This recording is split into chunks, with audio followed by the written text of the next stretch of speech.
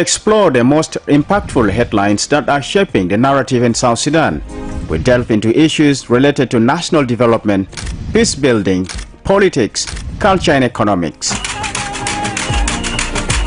To stay informed and engaged, tune into Around South Sudan and be part of the conversation that matters. Subscribe now and join us for the stories that connect us all. Together, let's explore the heart of South Sudan. Welcome to Around South Sudan, your go-to podcast for the stories that shape our nation.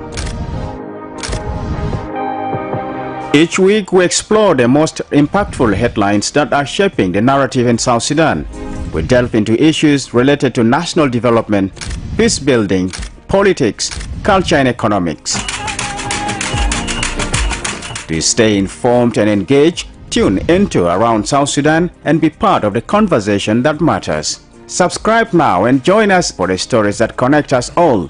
Together, let's explore the heart of South Sudan. Welcome to Around South Sudan, your go-to podcast for the stories that shape our nation. Each week we explore the most impactful headlines that are shaping the narrative in South Sudan. We delve into issues related to national development, peace building, politics, culture and economics. To stay informed and engaged, tune into Around South Sudan and be part of the conversation that matters. Subscribe now and join us for the stories that connect us all. Together, let's explore the heart of South Sudan. Welcome to Around South Sudan. Hello. Happy independence, indeed the 14th independence anniversary of South Sudan. I just hope you did celebrate it well, and today we're having a reflection on how the celebration went. We do understand that people are still celebrating in parts of the country, and we will be looking at this tonight on Around South Sudan, our podcast. And the next item we'll be looking at in this edition is actually the promotion that President Salva Kiir has done within the judiciary, basically promoting judges and justices to higher ranks. And this has just come a month or so after the new Chief Justice promised in his priorities to ensure that the judges are promoted. And is this going to give a new face to the judiciary, given the challenges that it had faced, including the backlog of cases? Or these changes are basically the same faces that have been already in the system? But is there going to be any change? We're going to reflect on this as well. As you can see, I have guests with me in the studio, Kong Pal Chang, who is a seasoned commentator and also analyst who has a lot of in-depth information about the media industry and particularly all the stories that we have been covering over a period of time. And of course, adjacent to Kong Pal Chang is Diko D. Andrew, and she will also give us an insight, and she has been moving out to the streets and has observed a lot of happenings during the Independence Day celebration. And Michael Daniel has been our special GBV court reporter, and he's so familiar with the judiciary as he has often visited these institutions, and he has in-depth understanding of how the judiciary operates. And given this story, he will also be looking in-depth and give us an analysis of what these particular changes mean to the country. I'm glad to have all of you in the studios. Thank you so much. Thanks. Let's begin by reflecting on how the 14th independence anniversary of South Sudan has been celebrated. And what we know so far, there wasn't any official celebration, but we have seen the momentum among members of the public. And so what is your take? First of all, happy independence to Happy Independence Day. I will come and I will leave the rest to my colleague. I think what this celebration show, especially the 14th, is that I look at it as in different way, because for the last many years, for some years, we were not celebrating it in officially. Each individuals organize it and celebrate.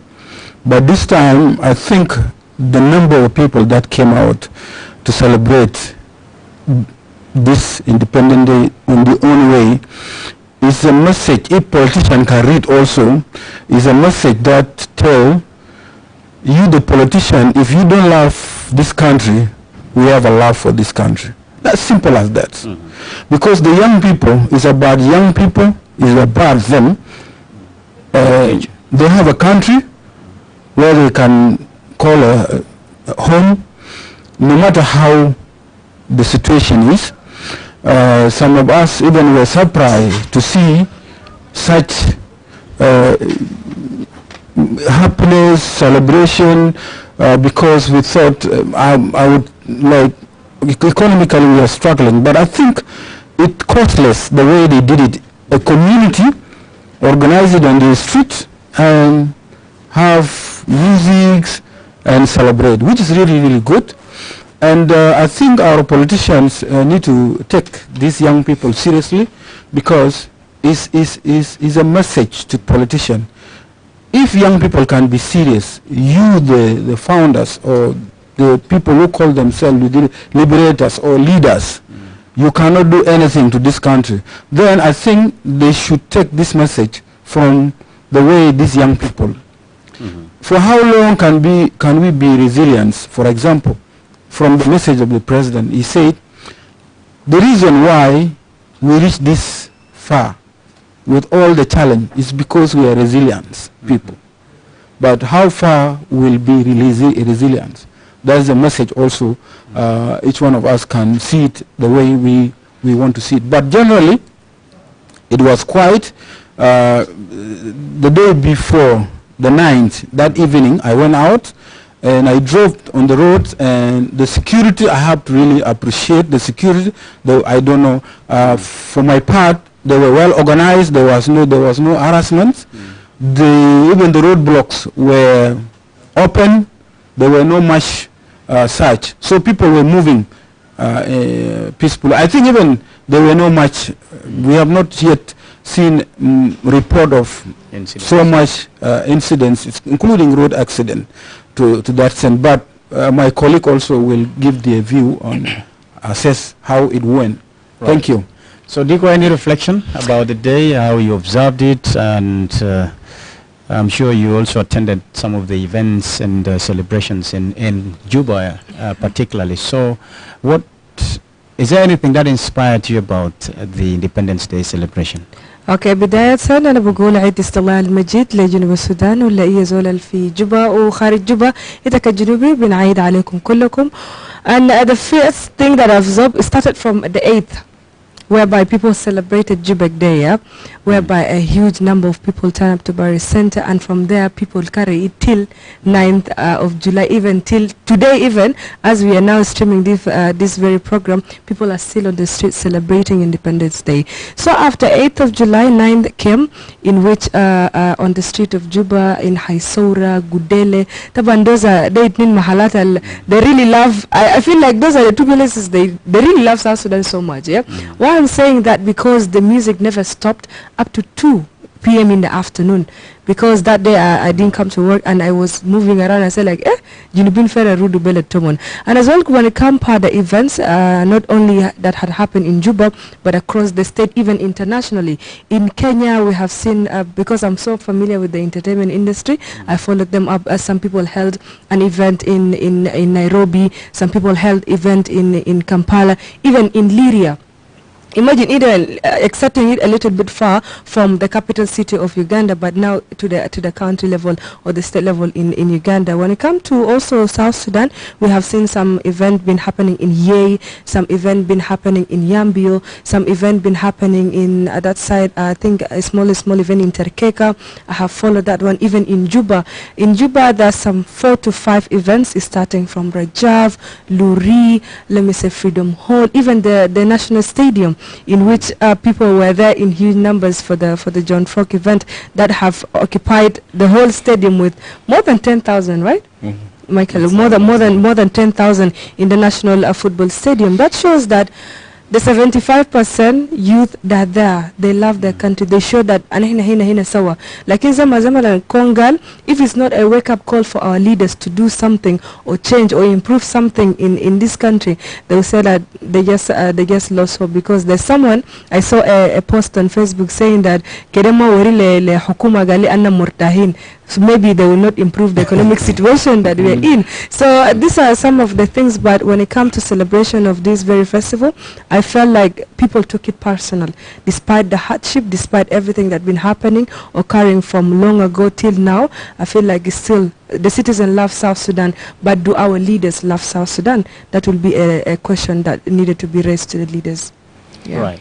Yes, Rasubala may be different a little bit from what you guys said. Maybe here in Juba, there were no official celebrations, but if you, we have been covering these events. There were the state government of Upper Nile, they conducted a celebration in Reng. There was a celebration in Taurit, Legi State. There was a celebration in Yambio. So a lot of state government, they conduct the events. Maybe the excuse was given to us by the authorities here in Juba, the issue of economic, but I think most of the states government, they celebrate. Okay, yeah. Last when it came to this issue of independence, I don't know, for someone like me who has been born in the north, lived all his life in the north, things are completely different. Yeah. The concept, it has a different issue. Let me give you a background of some of my experience. I do remember when we were young, and my father was working in the north, he was in the military, so after he retired, we asked, like, can we have a piece of land? We buy a piece of land in Sudan, in Khartoum. We've been living in a place called Shandi, the town of Omar Bashir. And he said, no, we're going back home. And he had been there since 60s in the north. He said, no, we're going back to South Sudan. My father passed on in 2006. We buried him in Khartoum. But I'm sure if he get a chance to come back and see that, no, South Sudan is independent, we've been having our own country, things I think it will not be easy for a lot of them. I do remember when we were young also, we used to listen to SPLM, the South Sudan Service Radio in Sudan. I do remember it was almost between like 3 o'clock. So you find everybody tuning the radio there. Although it was not difficult, some of you know the mentality we have. We used to raise the volume up. It's like, this is us. We are here. We are South. We do remember that. There was one of the famous songs we do remember. And we have that songs in our mind. I'm sure none of the South Sudanese who have been born in the north don't know that songs, because we used to get that song from the radio.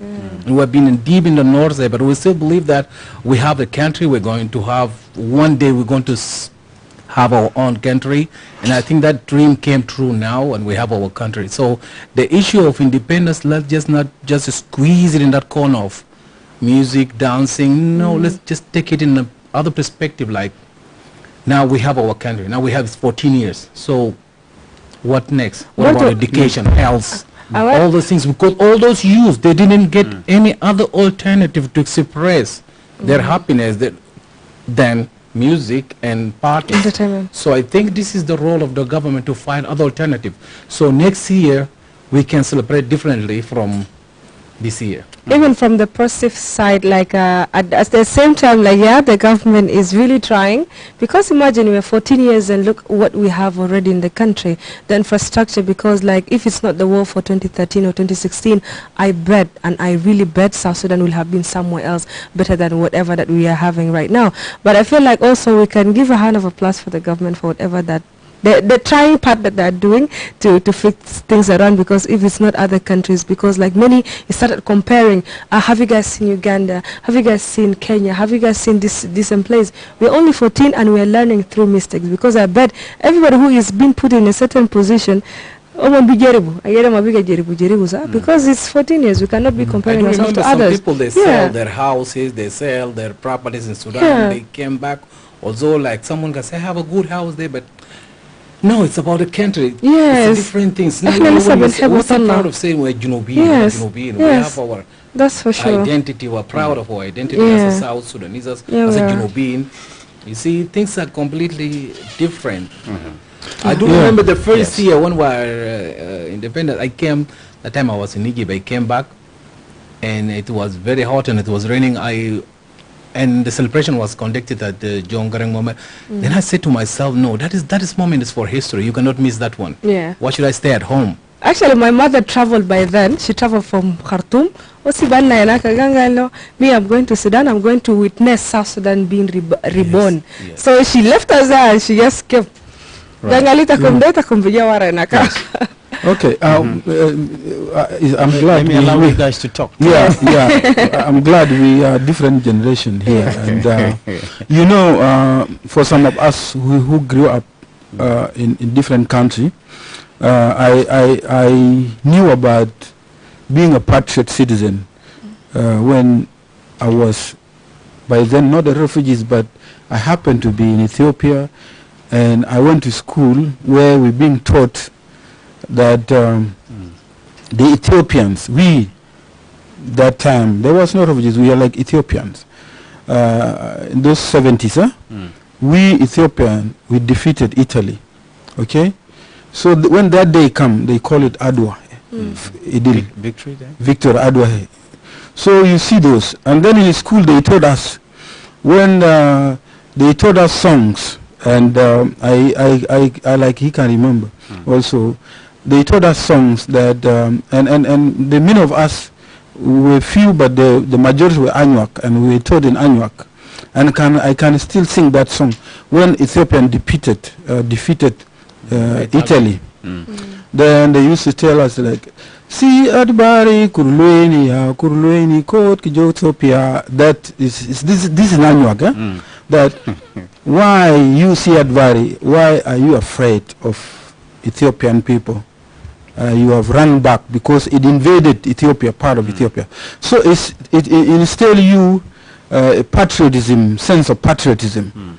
So I think what happened, because through the war and referendum, then independent, and then now war again, and then you see. Personally, I feel like there's something wrong with our leader, the current leader, because if it can, this doesn't need a lot of money.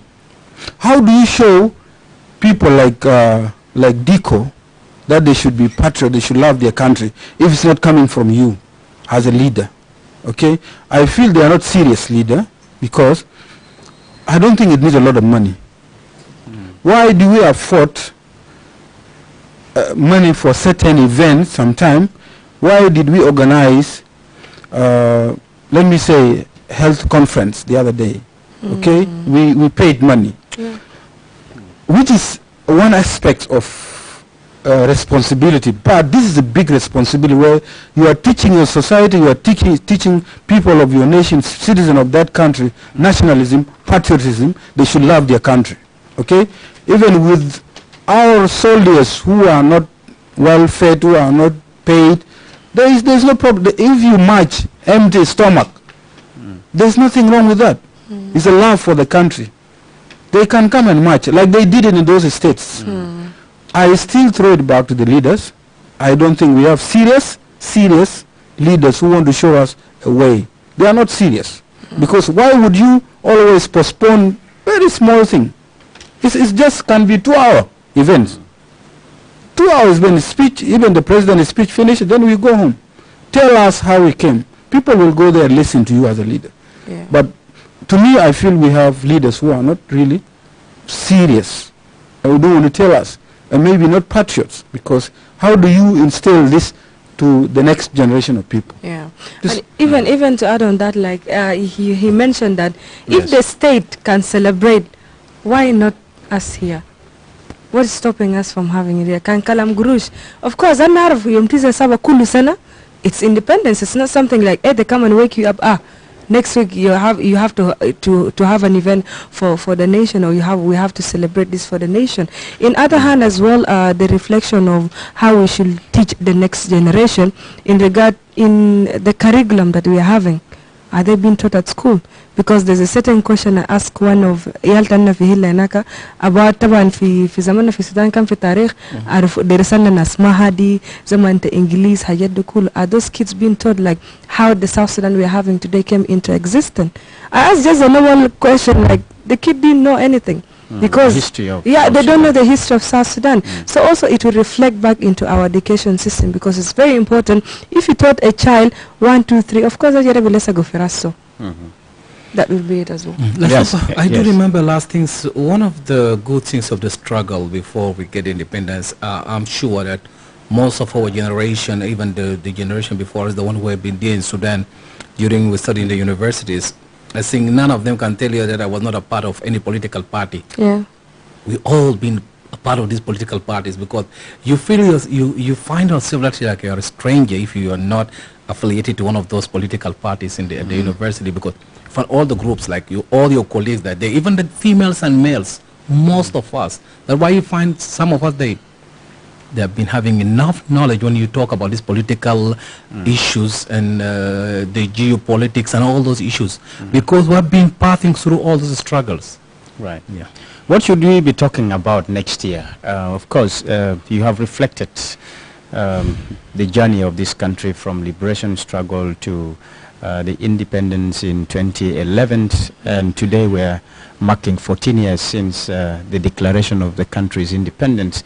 But then we have already seen the hurdles, the conflict that erupted more than 2 years after the independence, and since then the country has been struggling with instability in parts of the country. The government is struggling economic-wise to feed the population, to give them the basic services they need, and currently everything seems to have come to a standstill because of what happened in March and until date, and we have not been seeing progress.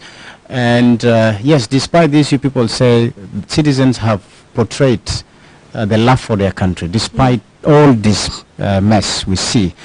But is it, as Kong said also, it is a message to the leaders that they need to do something. So what we have seen leaders who have not been making changes that the citizens want, and we have seen this happening over and over. And so what should the citizen think? What should be the way out for them? Despite all these things, there's a lot of frustration. So that's what they're hoping. And so what is your reflection here? Because even as we have been talking about what the government should do, but we don't see those changes or the calls from the citizens being affected. So how should we move forward? Should we see ourselves actually celebrating an Independence Day like this next year? Or we need to see really that the country moves forward and we see typical changes on the ground? Okay. You want to come? Lasuba, I think first of all, there's two things. We need to stop believing this conspiracy theory as a South Sudanese. As the leaders of the country, they need really to step away from the issue of the conspiracy theory. Like thinking like so-and-so want to take my place, so-and-so want to take my place. It's like this is our country, we all of us. So the question is like, how can we work together? This is the issue here. I'm seeing now people start using the tribe as a ladder to climb to some political position in the country because they fail politically, so they find other alternative. And I think, and what people used to say before about the South Sudanese, the only way if you want to divide them, you can do that through the tribe. But if you talk about issue of religious, we are the best, I think, in the region. We know how to live and coexist with a different religious background. But when it came to the tribes, we have an issue with that. You find us say, we as Equatorian, we as Upper Niles. Even then when we came to ourselves again, we say, no, then we divide. We've been divided again. That is the issues here. We need to change this mentality we have. And I don't know, is it supposed to be personally or by forcing laws that can direct us? Is like, since we don't have that power, I think the only way to have it is by imposing laws that this is the way we're supposed to use. If you start driving right or left, then you can be taken Talking back about laws, I think, by law. what has been key in the public domain is having a constitution that is people-driven. Driven constitution that is owned by South Sudanese, and this is what people want to see if these changes are to be made, because I think one of the answers for people to move away from rallying behind tribe is actually to have a system in place. That's what I'm thinking. Without system, people will continue with this mess where people exercise what we call force rather than a system. And that's what I tend to see. What do you think? I think there's في حاجة ندرسه فوق في كلامك كده لصوبة وكمان Michael, we're talking about laws. Our parliament is closed for how long now? If we're going to be talking about laws, right? For laws that come in, okay, I'm still going to get back to our entertainment industry. For instance, the artists are not getting their monetization. Why? Because the copyright law is not being passed. And there are many other laws that haven't been passed. If we're going to talk about laws, the parliament and the makful is there. Bukun kef. Yeah, yes, I think the message here that we will take from this year is what the people have been saying, the citizen, and throughout we've been hearing their voice. They are calling for this peace government to hand over the country back to the citizen. The country is not in the hand of the citizen. These people are brought through peace agreement. So the citizens are calling for the leaders brought by peace agreement to hand over country to the citizen through what? Through election. So what I'm saying is that we expect, to just respond to your question, we expect that as a citizen of this country, next year will be a year of election. Okay? A year where people will be asked to elect their leader. People will be given opportunity to elect their leaders of their choice, who can now deliver service to them. Then so that they realize the benefit of independence. Okay? Yes, we are free, we can celebrate. No matter how happy we are for the last how many days, continue with which we will continue this weekend. In some places, people are hiding. We are hearing some places are being bombed. Okay? Independent Day, then people are saying that report that there is being bombed. They still fighting. There's cattle wrestling. Okay? There is ambushes, abduction, and all in so many places. The only thing is you let the leaders of this peace agreement give chance to citizens to elect their leader, because we will implement this peace has been a song. We will implement even the message from the head of the state.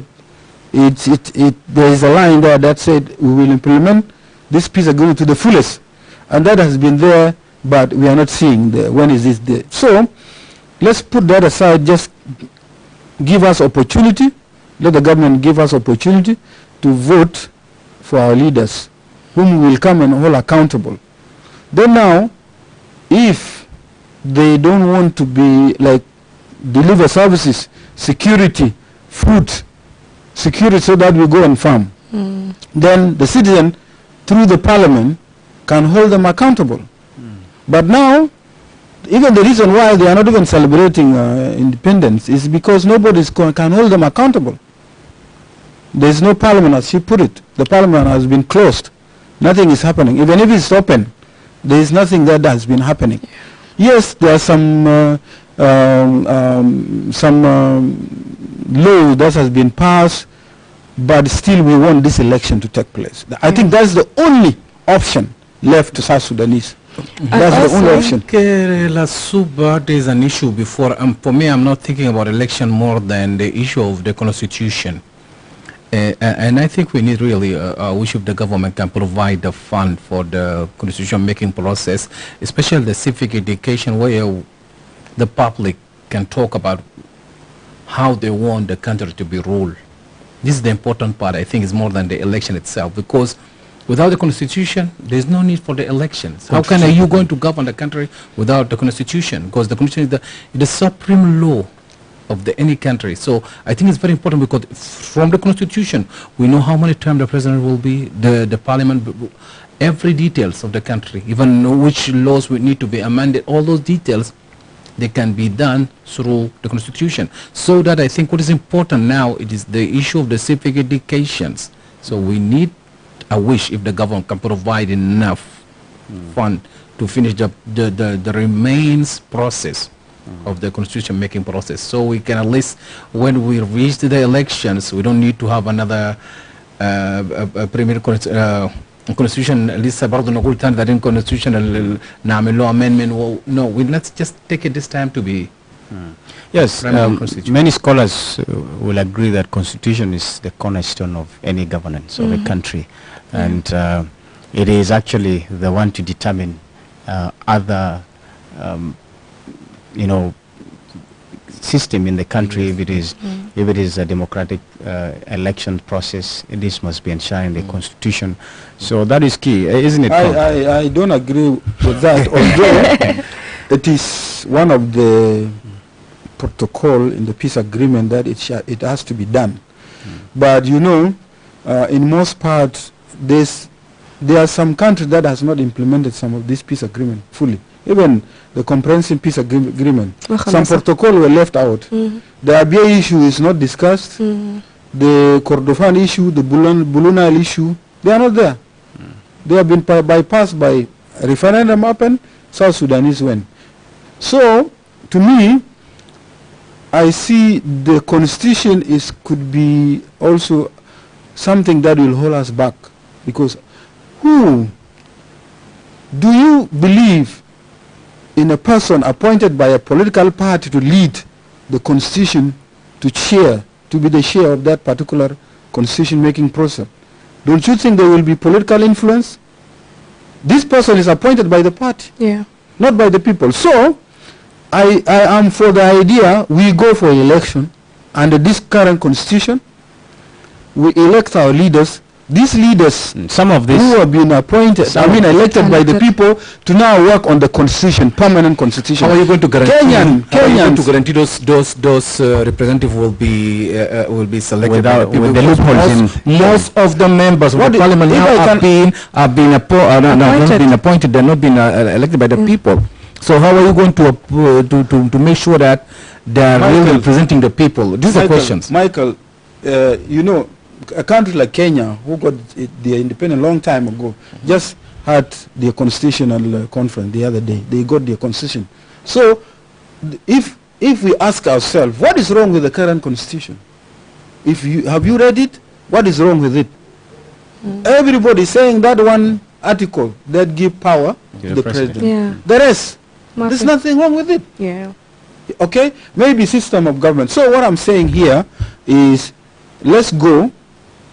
To me, election is good, because if you keep saying we need a constitution, these leaders will sit on it.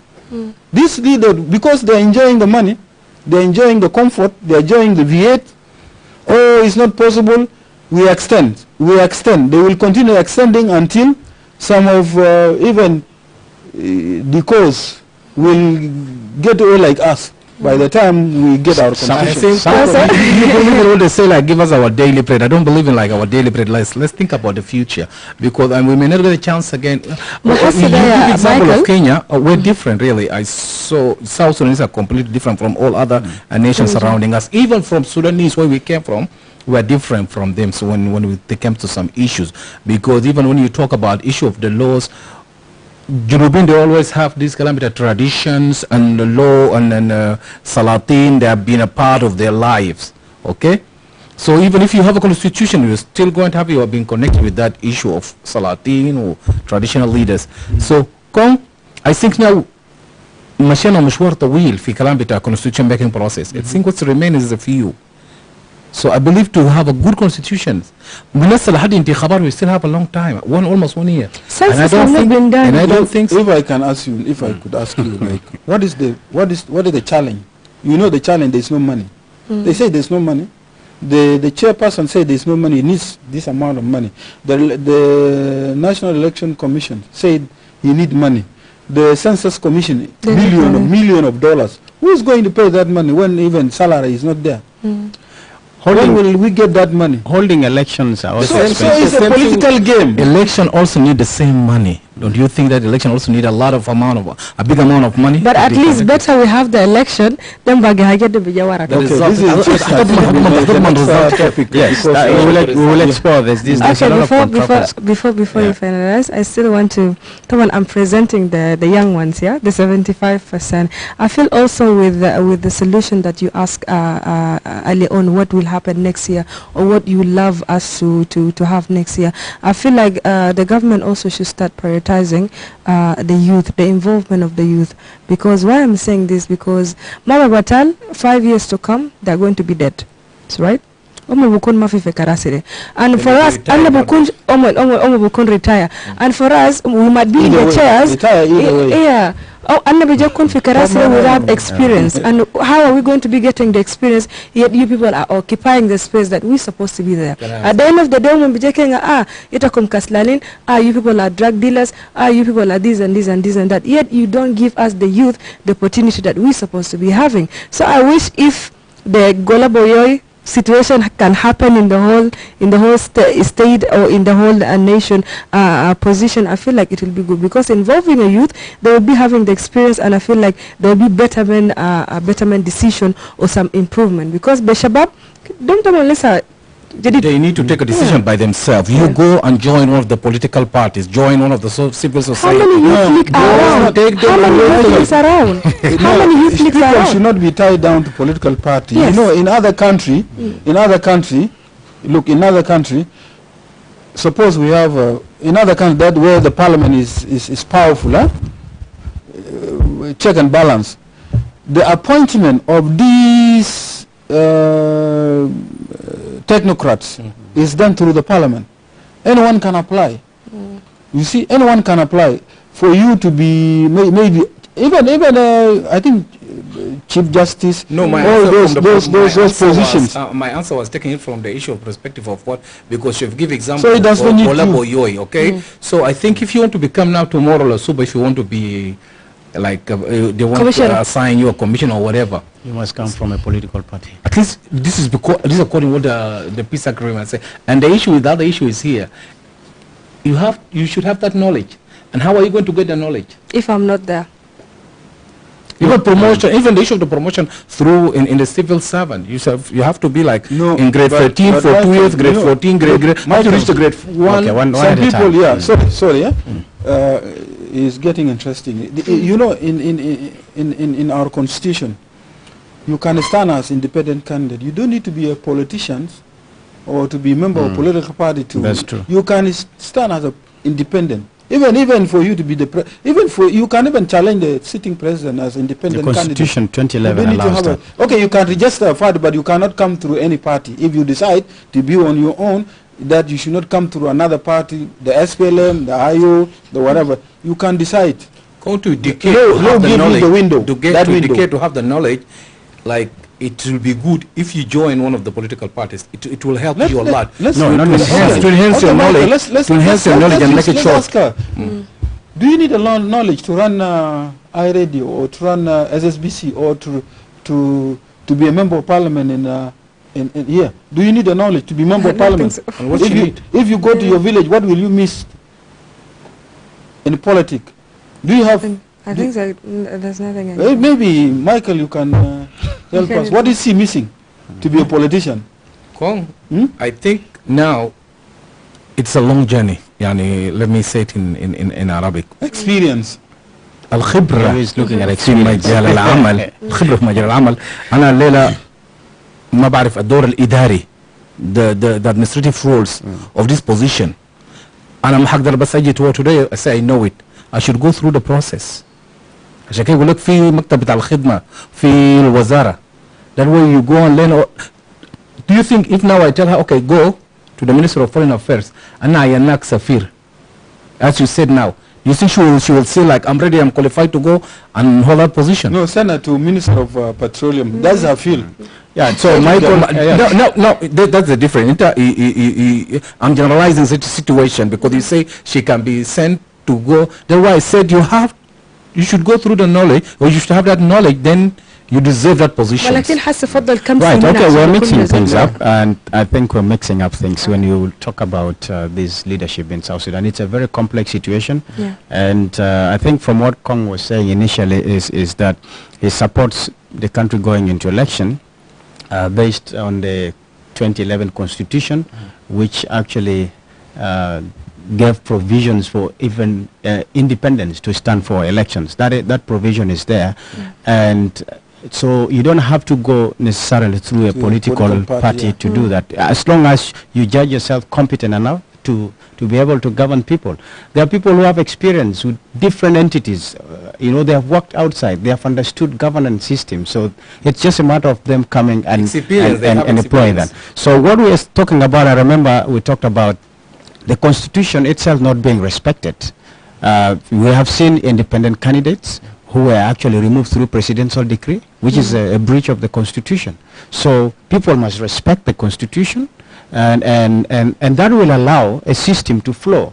If you now leave everything to appointment, what it means that without it being challenged, when you have a parliament that cannot even challenge such decision that it is wrong, it is unconstitutional, then you are actually trying to weaken other people who you're trying to deny or deprive people versus the constitution to be able to do that. One question. Okay, before One question. that, Yeah. So Michael? don't you think, and according to what you just said now, some people being their appointment as members of the parliament being cancelled by the president, don't you think that's why we need a permanent constitution? So such thing cannot happen. Yes, if you have a permanent constitution, like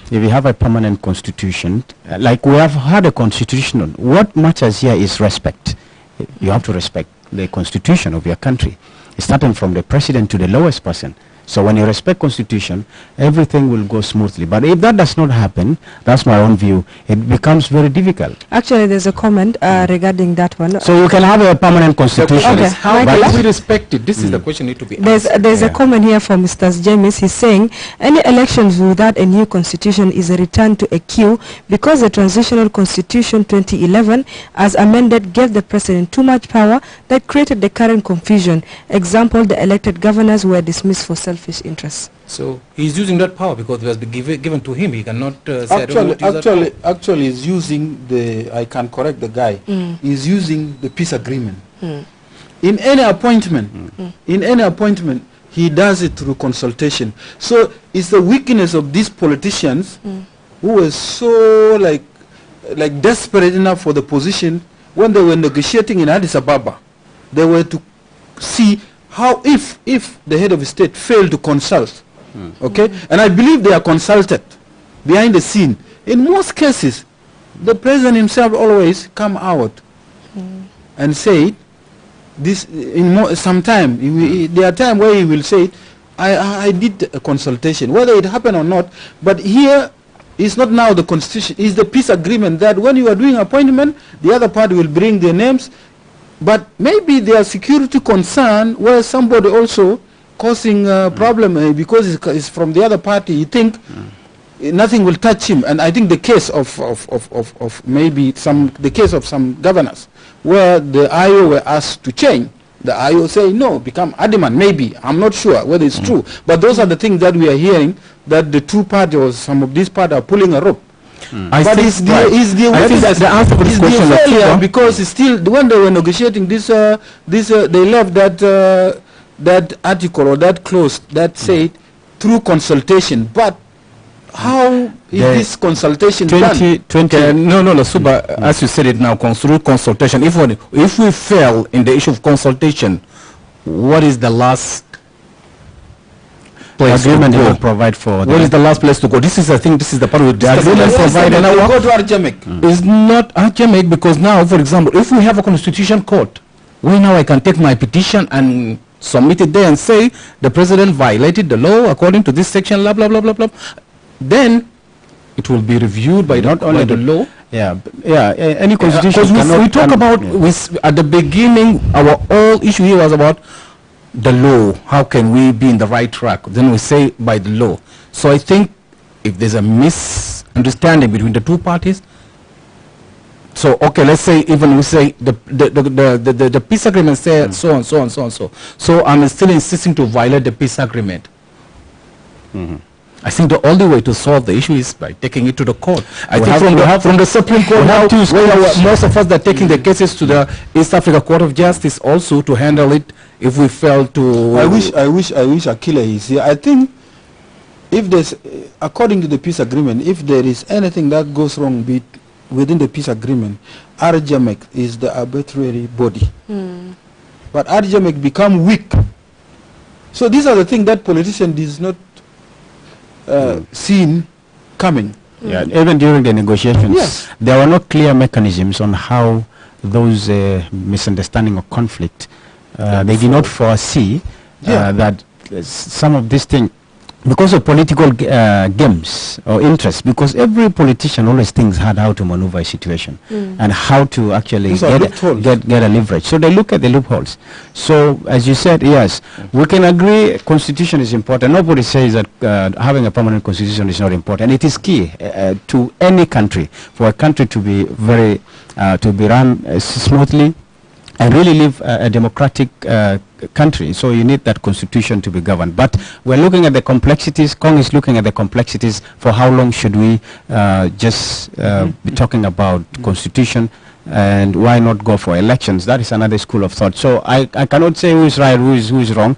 But yes, this views holds. Even experts have been talking about this matter. What do we start with, or what do we leave outside? And so these debates have been there. But I think my suggestion is South Sudanese should come together and agree on the way forward. If these are the challenges, we cannot move forward. What do we do? What do we prioritize? So that, what do we prioritize in the short term? If our leaders can listen, the message from the church leader was very clear. And if I wish they can take it, that forget about your political interests, put the nation first. And come together, dialogue, move forward. That's the most powerful cause. Yes. Absolutely. So maybe as we wrap up, I think in a few minutes we will explore these discussions. It's not time sensitive. It's something that we'll keep discussing until we reach the time of elections. And as you mentioned, one good thing that the constitution making process is making some headway, but there are challenges of funding. So over time we'll get to understand that as we continue with this same program. Now let's look at the changes President Kiir just made, and what he has done is in line with one of the priorities of the newly appointed Chief Justice, and that is promoting the judges and justices to the next ranks in the judiciary. So they have been appointed or promoted to higher ranks. So Michael, I'm going to leave this much to you, and you have covered the court enough. And what do these promotions mean to the judiciary? Okay, let me start by mentioning some of the story we report about the issue of lack of judges, this which lead to the issue of lack of cases, the delay of court session, the issue of congested, overcrowded in the prisons. I think we started with the Juba prison. We wrote a lot of stories. We mentioned a lot of times how the prison being overcrowded by the inmates due to delay in the issue of the court session, because there was not enough judges. Then we come again to the Court of Appeal. I met with a lot of inmates in Juba prison before. They talk about how the case is being delayed there, and when you go and discover that the number of the judges in the Court of Appeal comparing with the number of the cases, it will be difficult for them to review all those cases. Although we have three circles in the Court of Appeal, we have a Greater Equatorial Court of Appeal, we have the circle of Upper Nile, then we have the circle of Greater Bahr el Ghazal. But if you look at the cases now in Juba here, the number comparing with the judges, although now there were 6 judges being promoted, so the number now is 10. Okay. So I don't know if this, although this is the right number, but I don't know if they will be handling all those big number of cases. Now again, this year we received like 2 reports from Upper Nile where the courts, the police authorities there reporting that the prison is overcrowded due to there's no judge there. The judge and was also, there left. Yeah, and the issue also of there was no infrastructure for the court there in the state. And I think also some of the NGOs trying and some of the development partners, they try many times to help by conducting some mobile courts to help in reducing the overcrowded in the prisons in all over South Sudan. I think the last one was conducted in Lair, and where more than 20 prisoners or 20 inmates been convicted, some of them be released. So the issue is the number itself, is it enough, or do we still need? Okay, now judges being promoted. Now there's a gap in the lowest courts, like the grade 1 or grade 2, and the county court judges, because you've been picking from down to up. So you enter the down courts. And I do remember in 2023, the South Sudan judiciary, they announced recruitment of the judges, and almost about 500 people they applied. And I think now they will have a chance to cover that place. But the issue will be, will they be having enough fund to cover the expense of all these big number of judges? And the other issue also is like the buildings. I don't think the judiciary now have enough rooms for all halls for all those judges, because each judge, at least I'm seeing some judges, they share one hall. 3 of them, they've been using one hall because the number of the halls is not enough.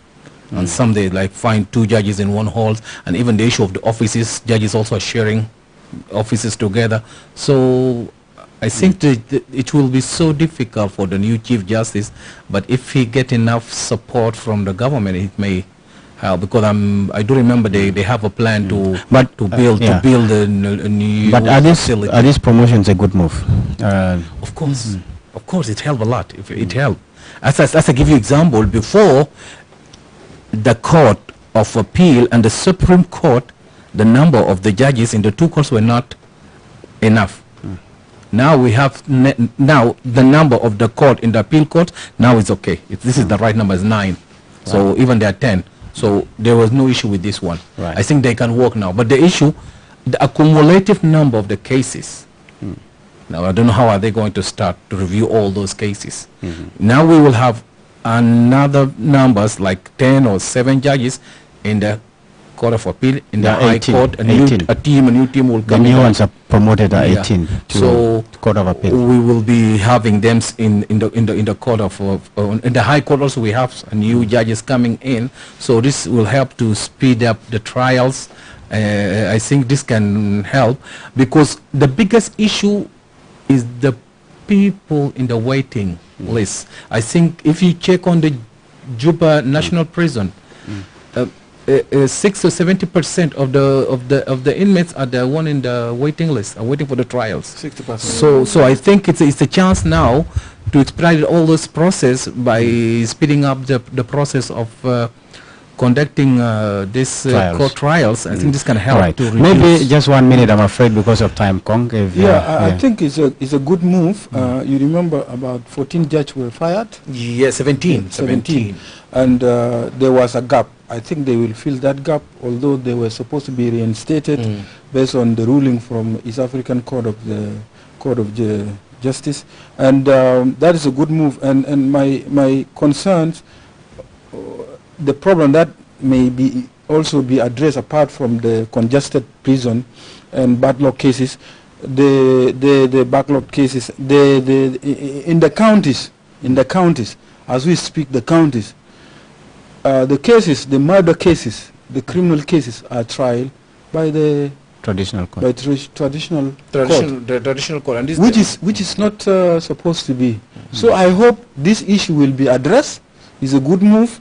And you know, it has been long since this issue was. Let me add it one word before you come back. I think the issue, there's some, they call it a big crime or major crimes. They're not supposed to be handled even by the county court. It's supposed to be dealt by the high court judges. Right. So just in one message, I mean, one word, your message here, what needs to be done to fast track? Of course, we understand this could be an achievement to the new Chief Justice because he has actually fulfilled one of his priorities, that is promotion. It is a collective between the new and the former Chief Justice. I think they've been working together. Yeah, it's all right. That's fine. But then it is already an achievement if he has pushed for it this quick. And then his other second priority is infrastructure. You're talking about the challenges of infrastructure. I think if he addresses that, that is actually key. And yes, and that is what he wants to do. And mobile courts. And even the mobility for the judges, the welfare of the judges. You also talk about digitalizing, you know, documents are being kept manually. So we look forward to seeing these changes, these priorities rather. In this part, it's a very important part actually, the issue of the digitalization of the courts. I've been observing a lot, you know, when they've been conducting the court session, you as a defense lawyer and he's as a prosecutor lawyer. So the two of you, when you have been challenging each other, sometimes the judge has to be writing down while he's listening. I think this will take some of his concentration away because he's supposed to be focusing, listening to the two of you, and there's supposed to be a cleric who's doing that work, is writing down for him. But I'm seeing now most of the time the judge, or they're supposed to having that machine of recording machines where later the judge can upload the audios, because now when the two of you are challenging each other, the judge is taking times to write down, because if you miss any word also will affect the final result of the case. So I think it is very important to find either a cleric or a recording machines to help judges to facilitate their work. Right. I think I'm afraid we end here, but you have highlighted the key things, and particularly the challenges and what the judiciary needs to address, particularly the backlog of cases, which is one of the key issues and challenges in the judiciary.